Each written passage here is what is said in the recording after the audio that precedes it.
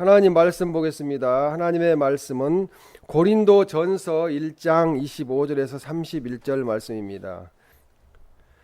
하나님의 어리석음이 사람보다 지혜롭고 하나님의 약하심이 사람보다 강하니라.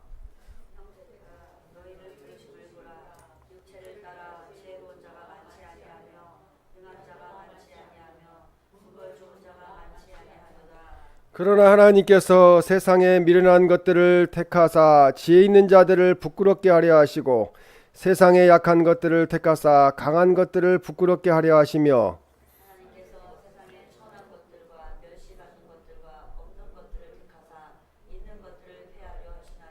이는 아무 육체도 하나님 앞에서 자랑하지 못하게 하려 하심이라.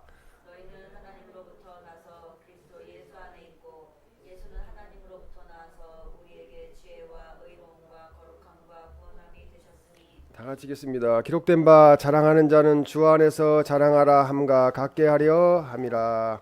아멘. 하나님의 지혜, 사람의 지혜라는 제목으로 하나님의 말씀을 전하겠습니다. 어느 날 오후에 한 사람이 호두나무 밑에서 그늘 밑에 앉아서 호박 덩굴을 바라보고 있었습니다. 그는 명상에 잠겨서 혼자 이렇게 중얼거렸습니다. 하나님은 참 이해가 안 돼요. 땅 위로 뻗어가는 것밖에 아무것도 할 줄 모르는 가냘픈 호박 덩굴에 저렇게 덩치가 큰 호박을 달아 놓으시다니. 게다가 더욱 이해가 안 되는 것은 작은 호도 열매를 어른이 매달려도 부러지지 않는 튼튼한 나뭇가지에 매달아 놓으셨다니. 그러면서 내가 만약에 하나님이었더라면 나는 반대로 했고 이보다 더 훨씬 더 잘할 수 있었을 텐데 라고 중얼거렸습니다. 바로 그때 어디선가 바람이 불어와서 자기가 호두나무 밑에 이렇게 앉아 있었는데 호두 열매 하나가 떨어져 가지고 자기 머리에 맞게 되었어요. 많이 아팠겠죠. 근데 호두는 마침 호두나무 안에 이제 명상에 잠겨있던 그 사람 머리를 어떻게 때렸을까요? 그게 또 쉽지 않잖아요. 머리를 탁 하고 때렸는데 하나님이 깨닫게 하신 거죠. 그래서 이제 아이쿠 하면서 머리를 이렇게 들어가지고 호두나무를 바라보면서 어디서 떨어졌을까 이런 생각을 한 거죠. 그러면서 이 생각을 하게 됐습니다. 호두나무에 호두 대신에 큰 호박이 달려 있었더라면 내 머리는 지금쯤 어떻게 되었을까? 내가 죽었을 수도 있을 건데 머리가 박살이 났겠지 이런 생각을 하면서 아이고 하나님 제가 잘못했습니다. 하나님 감사합니다. 다시는 하나님이 만들어 놓으신 세상에 대해서 이러쿵저러쿵 이야기하지 않겠습니다 라고 회개했다고 합니다. 하나님께서 하시는 일은 사람의 머리로 이해할 수가 없어요. 하나님의 지혜를 사람의 지혜로 이해할 수가 없습니다. 하나님께서 하시는 일에는 다 하나님의 깊으신 뜻이 있습니다. 지나고 보면은 그때 너무 안 되고 힘들었던 일도 하나님이 나를 하나님 앞에 또 나올 수 있도록 주 안에 붙들어 놓으시려고 그런 고난을 주셨다는 것을 깨닫게 됩니다. 잠언 9장 12절 말씀에 보면 지혜로우면 그 지혜가 내게 유익할 것이나 라고 말씀합니다. 그리고 고린도전서 오늘 1장 25절 본문에 보면 하나님의 어리석음이 사람보다 지혜롭고 또 하나님의 약하심이 사람보다 강하니라 그렇게 말씀합니다. 사람들이 교만해서 예수님의 십자가를 이해하지 못합니다. 예수님의 십자가 사건에 담긴 하나님의 지혜를 이해하지 못합니다. 도리어 하나님의 지혜는 그러나 하나님의 능력으로 나타났는데 그것이 바로 구원의 능력입니다. 죽어가는 영혼들, 지옥 가는 영혼들을 구원하는 구원의 능력. 비록 예수님이 십자가에서 죽으심으로 인간의 눈으로는 하나님이 패배하신 걸로 보이게 됩니다. 그럴지라도 십자가는 모든 믿는 자를 구원하는 능력이 되었다는 거죠. 십자가가 없이 예수님의 십자가가 없이는 우리에게 구원이 없기 때문에 그렇습니다. 하나님께서는 오늘 본문 말씀을 통해서 우리에게 이 시대를 어떻게 살아야 할 것인지 그 지혜를 가르쳐 주십니다. 오늘 본문은 사도 바울이 고린도 교인들에게 보낸 서신입니다. 우리에게도 그 서신을 보낸 겁니다. 당시 고린도는 아테네와 더불어 헬라 문명이 꽃피운 그런 도시였습니다. 헬라 문명은 타락한 문명이었어요. 음란한 문명이었습니다. 그러기에 고린도 교인들은 당시 헬라 철학과 지식 그리고 하술, 말하는 거, 그런 것을 말을 잘하는 능력을 가지고 있었는데 자기들이 천재적인 지식을 가지고 있다. 철학자들은 특히 우리가 모든 걸 다 알고 있다. 그런 식으로 착각하는 시대였습니다. 그래서 그들은 바울이 전하는 십자가의 진리를 미련한 것이라고 생각을 했어요. 지금은 마찬가지예요. 지금은 더 심해요. 교회 다니는 사람들 미련하다고 생각합니다. 그리고 예수님 전도하면은 미련하다고 생각을 합니다. 그것이 현실입니다. 그래서 십자가의 진리, 바울이 전한 십자가의 진리를 전혀 받아들이지 않았다는 거죠. 생각조차도 안 했다는 것입니다. 하지만 사도 바울은 그들을 향해서 담대하게 고린도전서 1장 18절에 이렇게 말씀합니다. 십자가의 도가 멸망하는 자들에게는 미련한 것이요 구원을 받는 우리에게는 하나님의 능력이라 이렇게 말씀합니다. 십자가의 구원 사건이 멸망해서 지옥 가는 사람들에게는 믿지 않기 때문에 미련한 것입니다. 그렇게 보이는 거예요. 우리는 본문을 통해서 비록 불신자들에게는 그리스도인들이 미련하게 보이겠죠. 주일날 놀러도 안 가고 이렇게 하나님께 예배 드리는 거, 그들은 그렇게 이야기를 합니다. 그러나 하나님의 구원을 받고 날마다 우리는 그 은혜의 감격 속에 살고 있기 때문에 담대하게 우리는 하나님을 찬양할 수 있고 담대하게 우리는 하나님을 간증할 수 있다는 걸 알고 우리 모두 하나님을 찬양하고 간증하는 우리 모두가 되시기를 주님의 이름으로 축원합니다. 아멘. 첫째로 하나님은 미련한 자들을 택하사 지혜 있는 자들을 부끄럽게 하십니다. 지금은 잘 모르겠죠. 언젠가는 아주 자기 자칭 지혜 있다, 내가 세상의 모든 걸 가지고 잘 살고 있다, 그런 사람들을 부끄럽게 만들 것입니다. 고린도전서 1장 26절에 육체를 따라 지혜로운 자가 많지 아니하며 능한 자가 많지 아니하며 문벌 좋은 자가 많지 아니하도다 이렇게 말씀합니다. 여기서 육체를 따라라는 것은 언어의 헬라어에 보면 카타 샤르카라는 말인데 육체를 표준으로 삼아라고 말씀합니다. 육체는 인성을 이야기해요. 인간의 성격, 인격을 이야기하는데 세상적인 관점으로 분별한다는 거죠. 이 세상이 한국이 저는 망조가 들었다고 생각을 해요. 왜 그러냐면은 모든 걸 돈으로 평가해요. 이게 진짜 보통 일이 아니에요, 한국 사회가. 그래서 돈이 많고 작고로 모든 걸 평가하는 그런 상황이 되었습니다. 이것이 세상적인 관점이라는 거죠. 그래서 육체를 따라서 지혜로운 자가 많지 않다는 거죠. 하나도 못 가지고 가는데 모든 걸 다 돈으로 평가하는 참 안타까운 세상을 우리가 살고 있습니다. 이 지혜로운 자는 헬라의 철학자들처럼 높은 교육을 받은 지적인 사람들을 가리킵니다. 능한 자는 정치적인 권력을 가진 자를 의미해요. 그리고 문벌 좋은 자는 사회적으로 자기들이 자칭 상류 계급에 속한 사람들을 지칭합니다. 이런 유력한 사람들이 많지 않다는 거죠. 자칭 자기들이 지혜롭다, 나는 능한 자다, 문벌 좋은 자다 이야기하지만 하나님이 보시는 입장에서는 그렇지 않다는 것입니다. 고린도 교회의 구성은 대부분의 사람들이 상류 사회에 속하지 않았다는 거죠. 그것을 보여주고 하나님의 부르심이 이러한 예적인 육체적인 조건에 근거하지 않았음을 의미합니다.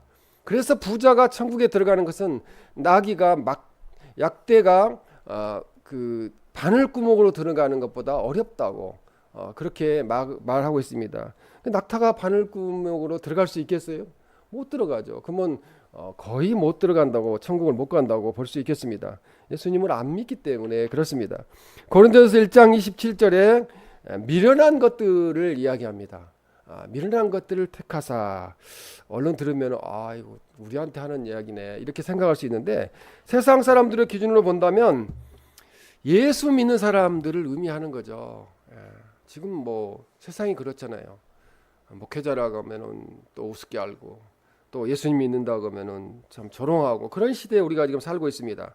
세상 사람들은 대부분 보이지 않는 하나님을 어떻게 믿을 수 있냐고 이야기해요. 전도하면은 하나님이 어디 계시냐고, 하나님을 보여달라고 이야기합니다. 그러면서 많은 그리스도인들이 주일마다 성경책을 들고 교회에 가고 눈물을 흘리면서 기도하고 또 11조 헌금 생활을 하고, 그런 걸 보면서 참 미련한, 이해할 수 없는 사람들이다, 그렇게 이야기들을 합니다. 고린도전서 1장 27절에 보면은 그러나 택하사라고 이야기해요. 미련한 것들을 택하사, 예수 믿는 사람들을 택하사, 믿지 아니하는, 자칭 지혜 있다고 생각하는 믿지 아니하는 자들을 부끄럽게 하려 하시고 세상에 약한 것들을 택하사.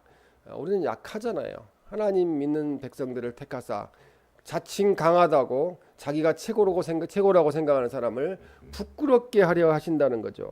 그것이 지금은 이루어지지 않고 있죠. 마지막 시대에 주님 오실 때 안성되게 이루어지게 될 것입니다. 이 택하사라는 것은 뽑아내다는 거예요. 선택하다는 거예요. 우리를 세상 사람들 중에서 뽑아내셨어요. 선택하셨어요.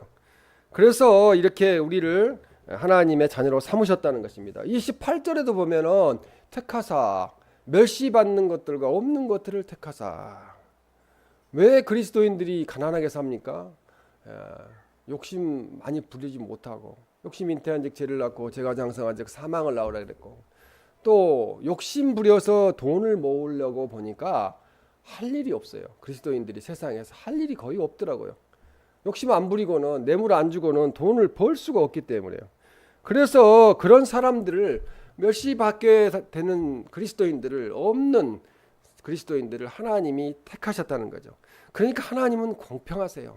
이 땅에서 영화를 누린 사람들은 지옥에 가서 고통받게 될 거고, 이 땅에서 부귀 영화는 누리지 못했지만 하나님 안에서 평강을 누린 사람들은, 그리스도인들은 하나님 나라에서 평강을 누리게 될 것입니다. 이것이 반복적으로 제시되어 있는데, 택하사란 말이 하나님께서 특별한 목적을 위하여 선택하셨다는 거죠. 우리는 놀라운 하나님의 은혜를 받은 성도들입니다. 왜? 하나님 나라 영광을 위해서, 하나님 나라 확장을 위해서 우리를 하나님이 택하셨다는 것입니다. 선택하시고 뽑아내셨다는 것입니다.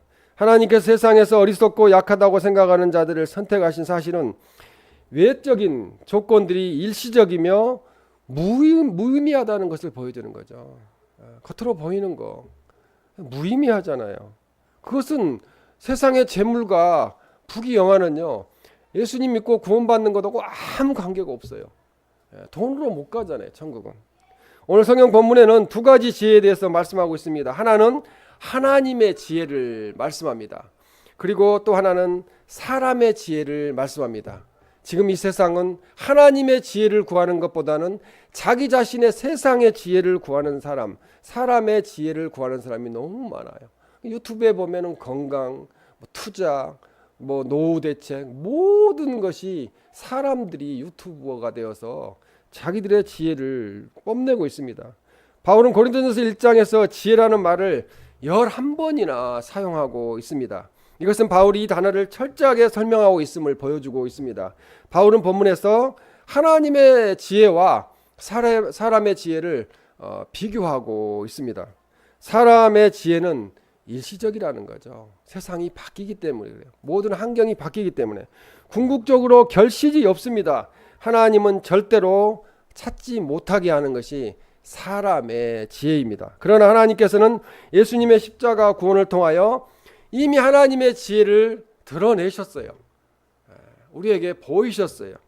아직도 예수님을 구세주로 영접하지 못하고 사람의 지혜로만 사는 세상 사람들에게는 하나님의 구속의 은혜가, 대신 속죄 대속의 은혜가 무엇인지를 이해할 수가 없다는 거죠.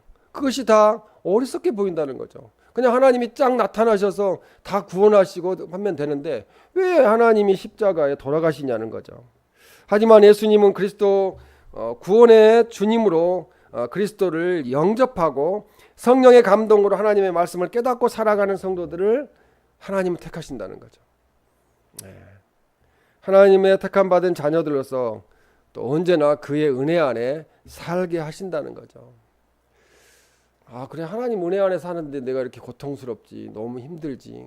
그럼 하나님 앞에 더욱 부르짖어야 되고, 내가 하나님 말씀대로 어떻게 살아야 될 건가 더 신중하게 생각을 해봐야 됩니다. 우리가 하나님을 믿는 믿음은 내가 하나님을 택하여 믿는 것이 아니라는 거죠. 하나님께서 먼저 우리를 택하셨다니까, 뽑아내셨어요. 택하사 뽑아내셨다는 거죠. 그래서 우리에게 은혜를 주셨습니다. 요한복음 15장 16절 말씀에 보면 내가 너희를 택하여 세웠나니라고 말씀하고 있어요. 이러한 모든 것은 사람의 지혜와 지식으로 이해할 수가 없다는 거죠. 하나님이 나 같은 사람을 택하셨다니 너무 감사하다.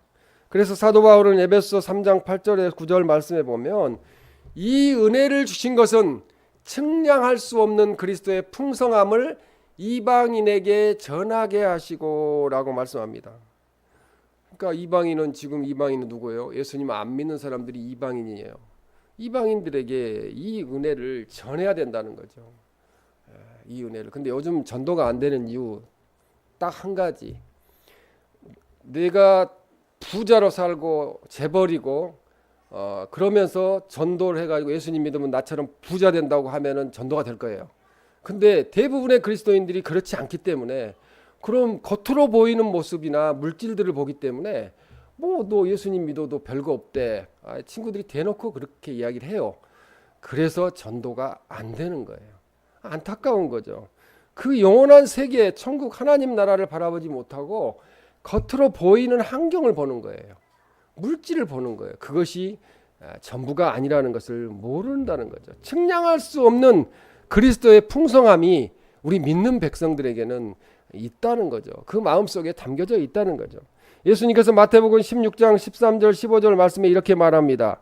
사람들이 인자를 누구라 하느냐 이렇게 말씀합니다. 마태복음 16장 13절에 그러면은 15절 말씀에 보면 너희는 나를 누구라 하느냐 이렇게 물어보셨습니다. 제자들에게.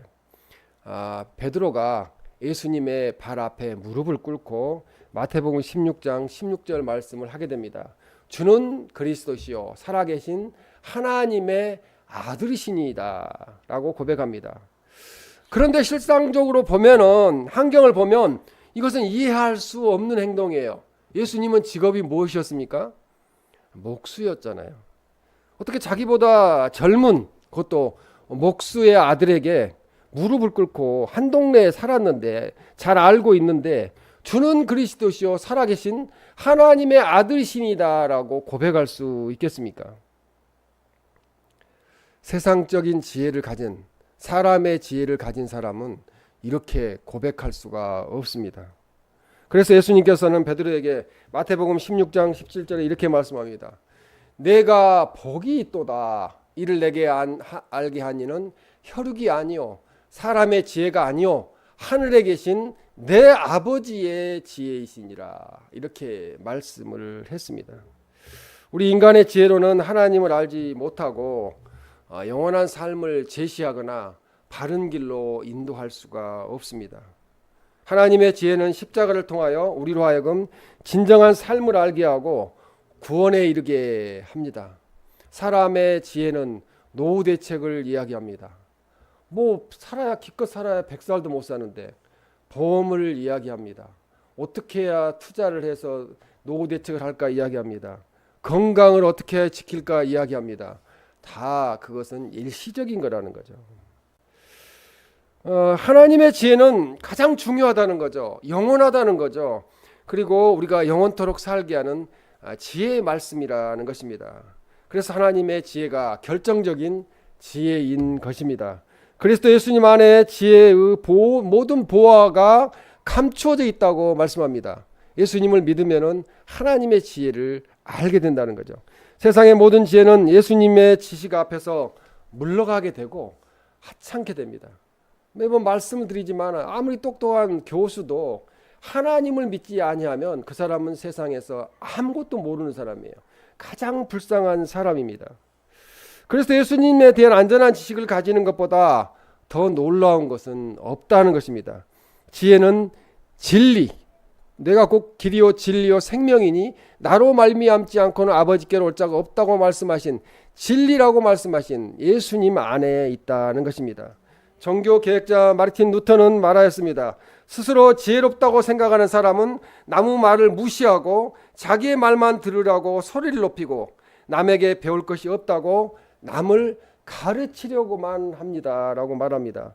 그러므로 더 이상 발전 가능성도 변화될 가능성 없는 구제불능이라는 거죠. 이렇게 마르틴 루터는 이야기했습니다. 그러므로 우리는 하나님 앞에서 항상 낮춰야 됩니다. 우리가 다 아는 것 같아도 모르는 게 훨씬 많아요. 세상을 살다 보면은 이것도 모르고 살았네. 그렇게 이야기할 때가 너무 많습니다.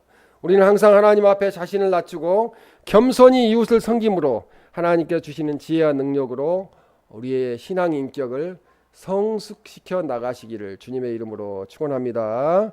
두 번째로 하나님은 약한 자들을 택하사 강한 자들을 부끄럽게 하십니다. 고린도전서 1장 27절에 약한 것들을 택하사라고 말씀합니다. 여기서 약한 것들은 다른 사람들이 자기에게 잘못하는데도 그들에게 적대 행위를 하지 않는 것을 말합니다. 힘으로 할 것 같으면은 저도 어느 정도는 자신이 있죠. 그러나 약해지는 것은 예수님을 믿기 때문에 온유해야 되기 때문에 약해지는 것입니다.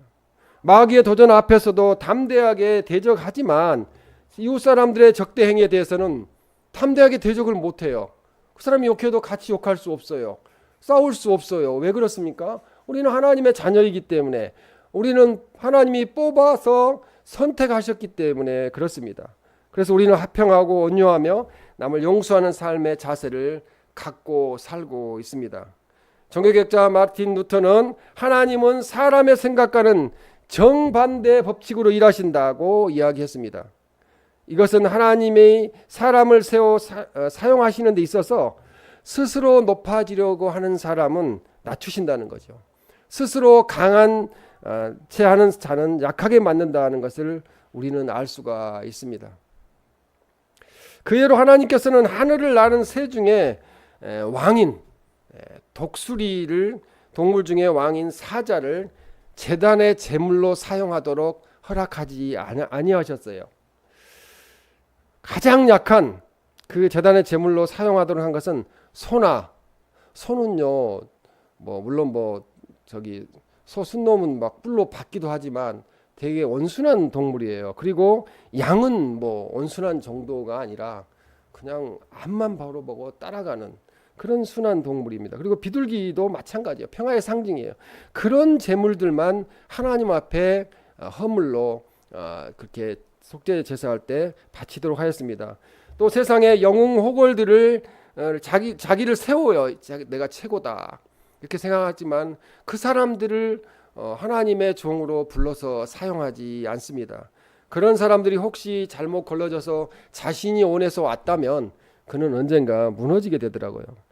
그래서 영웅 호걸들은 자기를 찬양해 주기를 원하지만 하나님은 그러한 사람들을 쓰시지 않으신다는 것입니다. 예수님께서 마태복음 23장 12절에 누구든지 자기를 높이는 자는 낮아지고라고 말씀합니다.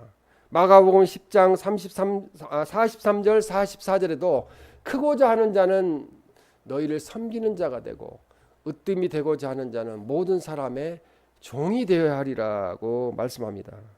예수님께서 산상수훈에서 말씀하시기를 마태복음 5장 5절에 이렇게 말씀합니다. 온유한 자는 복이 있나니 그들이 땅을 기업으로 받을 것이며 라고 말씀합니다. 이 온유하기가 참 어려워요. 그래서 저는 항상 온유하게 해달라고 기도를 하는데 온유한 자가 복이 있다는 거죠. 그래야 땅은 여기서 천국도 이야기하고 이 땅의 땅도 이야기하지만 우리는 천국을 이야기하는 거죠.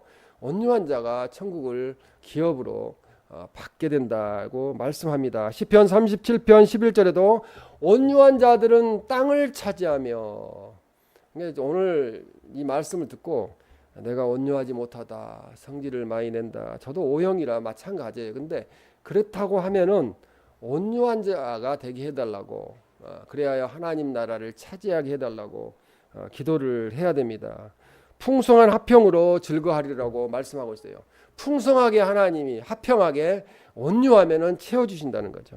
웃는 사람에게 침받을 수가 없잖아요. 성질을 안 내는데 싸울 수가 있겠어요? 그 온유한 자가 화평으로 즐거워한다고 말씀합니다. 우리가 우리의 이웃에 대하여 대항하지 않고 양보만 하는 것이 때로는 어리석은 바보처럼 느낄 때가 있어요. 내가 힘이 있는데 내가 왜 저걸 그냥 두고 볼까 이런 생각을 할 때가 있어요. 그러나 하나님께서는 온유한 사람이 땅을 차지할 것이라고, 천국을 기업으로 얻을 것이라고 약속해 주시면서 더 큰 복을, 이 세상에 보이는 복이 아니라 영원한 천국의 복을 주시겠다고 약속하고 계십니다. 우리들은 예수님을 믿고 하나님의 은혜로 온유한 사람이 되어서 하나님의 나라를 기업으로 이미 얻었습니다. 이 땅에서도 온유한 사람이 되어서 또 이 땅에서도 땅을 차지하고 하나님의 나라를, 영적인 나라를, 땅을 확장하는 우리들이 되시기를 주님의 이름으로 축원합니다. 셋째로 이제 하나님은 없는 자들을 택하사 있는 자들을 패하신다는 거죠. 패한다는 것을 제가 찾아보니까 망하는 거더라고요. 근데 차마 그걸 택하신 자, 택하사 있는 자들을 망하게 한다 이렇게 쓰기가 힘들어서 안 썼는데, 고린도전서 1장 28절에 보면은 천한 것들, 멸시받는 것들, 없는 것들을 택하사, 이것은 낮은 계급에 처한 사람들을 일컫는 말입니다. 즉 사회적 신분에 관계없이 하나님의 선택이 이런 천하다고 내가 천하다고 생각하면 선택받은 거예요. 멸시받는다고 생각하면 선택받는 거고, 내가 없는 사람이다 그렇게 생각하면 선택받는 겁니다. 그래서 이러한 표현은 당시 고린도의 교회, 고린도 지역에서 노예들이 많았어요. 고린도 지역에 노예들이 많았기 때문에 고린도 교인들이 처한 특별한 상황에 적합하다는 거죠. 대부분 그런 생각을 하고 있었다는 거죠. 이 없는 것들이라는 것은 사회적으로 전혀 가치가 없고 필요가 없는 자들까지도 선택의 대상이 되셨다는 거죠. 그래서 예수님의 십자가 사건으로, 예수님 이 땅에 오심으로 기독교가 그렇게 기하급수적으로 부흥되게 되었습니다. 고린도전서 1장 28절에 보면은 있는 것들을 폐하려 하시나니라고 말씀합니다. 여기서 있는 것들이라는 것은 세상에서 중요한 사람처럼 보이는 사람을 의미해요. 자칭 있는 사람들 그렇게 생각하잖아요. 내가 이 세상에 중요한 사람이다. 근데 뭐 그런 사람들 없어도 세상은 잘 돌아가요. 그런데 자칭 그렇게 착각하는 거죠. 바울은 하나님 앞에서는 아무리 유력한 자일지라도 자신의 구원을 위해서 아무것도 할 수 없다는 것을 대조적으로 이야기하는 거죠. 자기가 자신을 구원할 수가 없습니다. 하나님을 선택하신가 폐하심의 주체자로 언급하고 있는 거죠. 우리는 어떻게 할 수가 없어요. 하나님이 우리를 선택하시고 뽑으셨기 때문에 선택된 거예요. 그것이 은혜라는 거죠. 이런 대조법을 통해서 다시 한번 인간의 지혜와 능력과 신분은 구원을 얻는데 아무 소용이 없다는 거예요. 감사 할머니 맨날 감사합니다. 그 할머니 가진 거 하나도 없어요. 우리한테 용돈 줄 돈도 없어요. 집도 없어요. 그 감사 할머니 천국 가 계세요. 근데 그 감사 할머니는 모든 거 감사하다는 거예요. 모든 거 감사하다. 그 아무것도 가지고 있지 않았던 할머니, 그 감사 할머니도 돌아가시고 나니까 한 1,000만 원 정도 남겨놓고 가셨더라고요. 그것도 못 쓰고 가신 거예요. 감사하면은, 또 하나님이 선택하심에 감사하면은 천국 백성으로 살다가 천국을 간다는 거죠. 그래서 이 본문은 이 대조법을 통해서 그 인간의 지혜와 하나님의 지혜를 잘 비교하고 있습니다. 하나님의 앞에서는 아무리 유력한 사람이라도 아무것도 할 수 없다는 거죠. 내가 지혜롭다고 생각하면 교만이에요. 착각이에요. 어느 순간에 무너지면은 내가 이렇게 어리석을 수 있을까? 내가 왜 그렇게 행동했을까? 그렇게 땅을 치게 됩니다. 하나님의 일을 이루어가는 원칙은 인간적인 조건과 지혜에 있는 것이 아니라 오직 하나님의 지혜와 능력이 있다는 거죠. 모든 것이 하나님의 지혜와 능력과 그 능력을 겸허하게 받아들이는 심령, 믿음에서 비롯된다는 것입니다. 하나님은 스스로 자신의 능력을 자랑하며 당당한 자들보다는 결핍된 것이 많고 스스로 부족함을 절실히 느끼는 이들을 택하셨다는 거죠. 맨날 저도 하나님 죄인입니다. 용서해 주세요. 앉으면 그래요. 왜? 제가 죄인이니까요. 그러므로 우리는 하나님 앞에 마음을 낮추고 겸손해야 합니다. 하나님은 겸손한 사람을 세워서 쓰신다는 거죠. 이 땅에서 안 쓰시면 천국 가서 쓰실 거예요. 야고보 4장 10절에 이렇게 말씀합니다.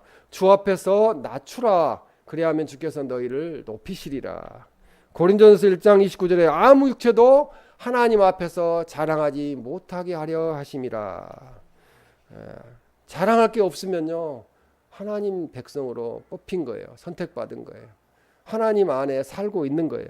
아무 육체도라는 것은 언어에 보니까 모든 육체를 가리키는데요, 이것은 모든 사람을 의미해요.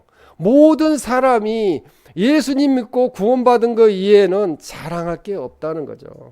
모든 사람이 하나님 앞에서 자랑하지 못하게 하려 하신다는 거죠. 고린도전서 1장 30절에 보면 그리스도 예수 안에 있고 너희는 하나님으로부터 나와서 그리스도 예수 안에 있고라고 말씀합니다. 예수 안에 있다는 것은 구속받은 하나님의 백성들이 예수님과 친밀한 교제를 나누고 있다는 거죠. 주님이 지금 우리와 함께하고 계세요. 주님이 보고 계시고 내 안에 계세요. 고린도전서 1장 30절에 예수님은 하나님으로부터 나와서, 하나님이시잖아요. 예수님은 하나님이 인간의 몸을 입고 이 땅에 오셨어요. 우리에게 지혜와 의로움과 거룩함과 구원함이 되셨다고 말씀합니다. 이 본절에서 지혜라는 것은 의로움과 거룩함, 구원함의 개념이 지혜를 설명하는 말이라는 거죠. 하나님의 지혜를. 그래서 그리스도의 대속적인 속죄를 통해서 나타나는 이 하나님의 지혜가 의로움과 거룩함과 구원함의 개념으로 표현되는데, 의로움이라는 것은 그리스도의 십자가를 통해서 우리가 의롭다. 우리는 옳지 못한 사람들이 죄인이에요. 그런데 옳다함을, 값없이 옳다함을 얻었다는 거죠.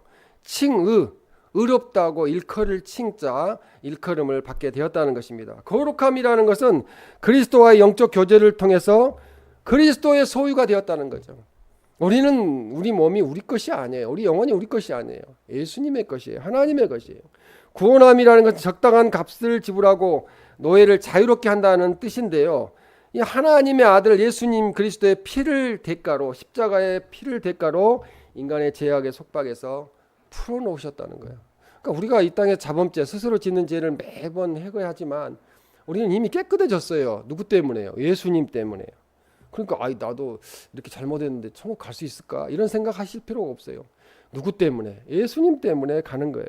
고린도전서 1장 31절에 자랑하는 자는 주 안에서 자랑하라. 자녀들이 좋은 직장 다닌다고, 뭐 자녀들이 잘 된다고, 남편이 잘 된다고, 아내가 잘 된다고 자랑할 게 없어요. 언제 어떻게 될지 모르고 언제 그만둘지 모릅니다.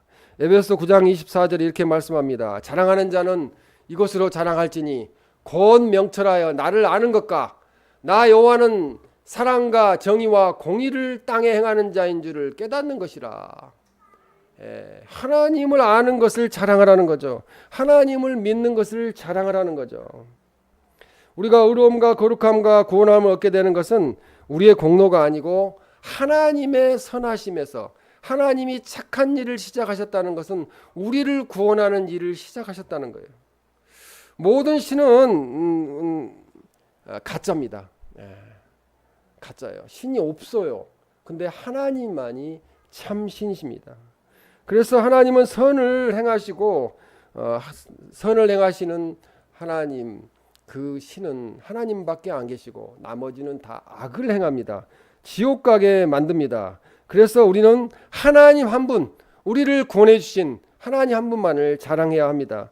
결국 바울은 고린도 교인들이 구속받은 백성임을 인식시킨 후에 그의 백성에게 합당하게 주님 영역 안에서, 주님 안에서 주님만을 자랑할 것을 말씀하고 있습니다. 실상 그렇게 보면은 우리는 자랑할 게 없어요. 집 있는 거, 차 있는 거, 뭐 건강한 거, 평안한 거, 언제 어떻게 될지 몰라요. 자랑할 게 없어요. 야고보서 4장 14절에 16절에 이렇게 말씀합니다. 내일 일을 너희가 알지 못하는도다. 내일이 아니라 당장 오후에 무슨 일이 일어날지 우리가 알지 못합니다. 야고보서 4장 16절에 이제도 너희가 허탄한 자랑을 하니 그러한 자랑은 다 악한 것이니라. 제가 신문에 보니까 어떤 사람이 자기가 파락군에서 고등학교를 다니고 서울대학교로 왔다고 자랑한 사람이 있던데 그거 다 소용이 없다는 거죠. 허탄한 자랑이라는 거죠. 그게 무슨 소용이 있어요. 그것도 서울대학교 들어가서 서울대학교 다니는 학생들한테 그런 자랑을 했다고 그래서 그런 사람은 대통령이 될 수가 없어요. 되어서도 안 됩니다. 그런 자랑은 허탄한 거죠. 우리는 아무도 우리 자신의 부나 지혜나 강함을 하나님 앞에서 자랑할 수가 없다는 거죠. 왜요? 내일 일은 우리가 알 수 없기 때문에 그렇습니다. 그러나 하나님께서는 세상적으로 볼 때 미련한 자를 택하시고 그들을 통하여 지혜 있다고 자랑하는 자들을 무색해 하신다는 거죠. 근데 지금 한국 사회가 어때요? 다 똑똑해요. 다 지혜롭고 다 잘났어요. 근데 이제 제가 보기엔 한국은 소망이 없는 상태가 되었습니다. 나약하고 연약한 자들을 하나님의 능력으로 강하게 하시어 세상의 강한 자들을 물리치신다는 거죠. 한국이 이 정도 유지하고 있는 거 다 믿는 백성들의 기도 덕분이에요. 믿는 백성들 때문에 하나님이 긍휼히 여기셔가지고 이 정도 살게 하시는 겁니다. 그리고 부한 자보다는 가난하고 천하고 멸시받는 이들을 통하여 하나님의 뜻을 이루어 가신다는 거죠. 우리들을 통하여 성도인 우리들을 통하여 하나님의 뜻이 이 땅에 이루어져 가고 있습니다. 그래서 사도 바울은 고린도후서 6장 9절에 10절의 말씀에 이렇게 말씀합니다. 우리는 무명한 자 같으나 유명한 자요 죽은 자 같으나 보라 우리가 살아있고 영적으로 살아있고 징계를 받은 자 같으나 죽음을 당하지 아니하고 영원토록 산다는 거죠. 10절에 근심하는 자 같으나 항상 기뻐하고 근심하죠. 사람이니까. 그런데 항상 기뻐해요. 구원받은 것 때문에. 가난한 자 같으나 많은 사람을 영적으로 부유하게 하고 아무것도 없는 자 같으나 세상 천국을 가졌으니까 하나님 나라를 가졌으니까 모든 것을 가진 자로다라고 말씀합니다. 사실 우리 그리스도인들은 영적으로 많은 것을 가진 부유한 사람들이고 하나님의 은혜와 큰 복을 받은 사람들입니다.